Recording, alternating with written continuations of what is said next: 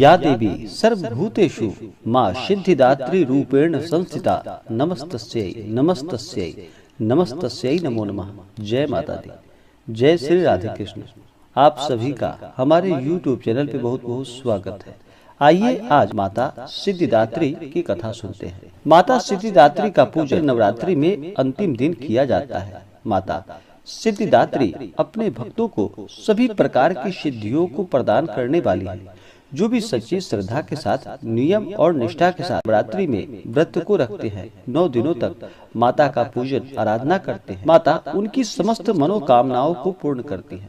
नवरात्रि के व्रत में माता भगवती के 9 स्वरूपों का 9 दिनों तक प्रत्येक स्वरूप का पूजन किया जाता है। उसमें माता का 9वां स्वरूप जो कि माता सिद्धिदात्री का माना गया है और 9वीं तिथि के दिन माता सिद्धिदात्री का पूरे विधि विधान के साथ पूजन किया जाता है। और इस दिन कुमारी कन्याओं का पूजन किया जाता है। कुमारी कन्याओं को भोजन कराया जाता है। बहुत से जगहों पर अष्टमी तिथि के दिन कुमारी कन्याओं का पूजन किया जाता है, भोजन उन्हें करवाया जाता है। और बहुत से जगहों पर 9वीं तिथि के दिन इस कार्य को किया जाता है।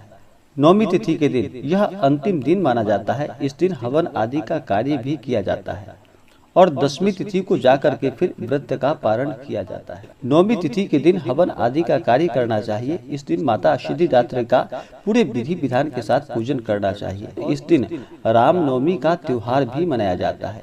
रामनवमी तिथि के दिन इस दिन भगवान राम का और राम पंचायतन का भी पूजन किया जाता है। इस दिन अगर भगवान राम का पूजन करते हैं, माता दुर्गा का पूजन करते हैं, यह बड़ा ही पुण्यदायक माना जाता है। इससे अनंत गुना पुण्य फलों की प्राप्ति होती है।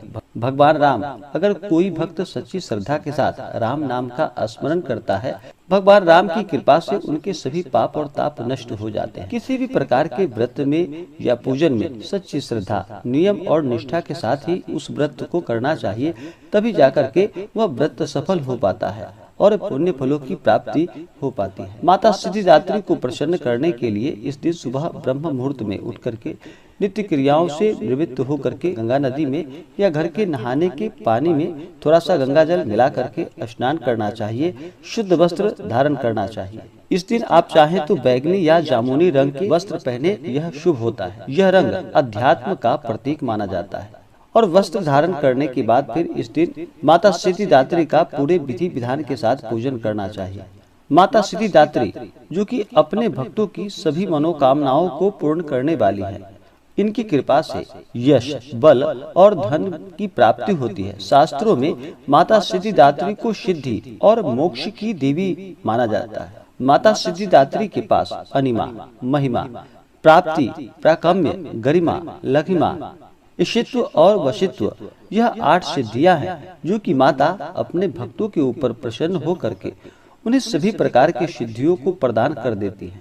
इस दिन माता सिद्धिदात्री के पूजन के लिए माता का जल से अभिषेक करे, पंचामृत से अभिषेक करे, शुद्ध गंगा जल माता के ऊपर चढ़ाए। उसके बाद माता को वस्त्र अर्पित करे, समस्त श्रृंगार की वस्तुएं, आभूषण आदि अर्पित करे। महिलाएं माता सिद्धिदात्री को सिंदूर चढ़ाएं, उन्हें कुमकुम आदि चढ़ाए, अबीर, गुलाल, चंदन आदि अर्पित करे। पुष्पों की माला माता सिद्धिदात्री को अर्पित करे। फिर धूप और दीप दिखाए, अनेक प्रकार का नैवेद्य माता को अर्पित करे। माता सिद्धिदात्री को इस दिन नवरस युक्त भोजन, 9 प्रकार के पुष्प और 9 प्रकार के फल अर्पित करे तो यह बड़ा ही लाभकारी होता है। माता सिद्धिदात्री को इस दिन विशेष प्रकार से मौसमी फल, चना, पूड़ी, खीर, नारियल और हलवा उन्हें अति प्रिय है, तो माता को इन चीजों का भी भोग लगाए तो बड़ा ही लाभकारी होता है। उसके बाद नैवेद्य चढ़ाने के बाद आप जितने भी प्रकार के नैवेद्य हो अपने श्रद्धा और सामर्थ्य के अनुसार अर्पित करे। अनेक प्रकार के ऋतु फल अर्पित करे।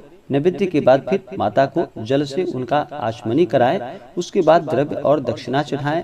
पुंगी फल, तांबूल माता को अर्पित करें। पुंगी फल यानी कि सुपारी को पुंगी फल कहा जाता है और तांबूल यानी कि पान पत्र, लौंग, इलायची के साथ में माता को अर्पित करें। उसके बाद फिर दुर्गा चालीसा, सिद्धि कुंजिका, अष्टोत्र, कवच, अर्गला कीलकम या दुर्गा सप्तशती आदि का पाठ करे या श्रवण करे। इससे अनंत गुना पुण्य फलों की प्राप्ति होती है और माता प्रसन्न होकर के अपने भक्तों को मनोवांछित फल प्रदान करती हैं। माता सिद्धिदात्री की अगर कृपा हो तो साधकों को लौकिक और पारलौकिक सभी प्रकार की कामनाओं की पूर्ति हो जाती है।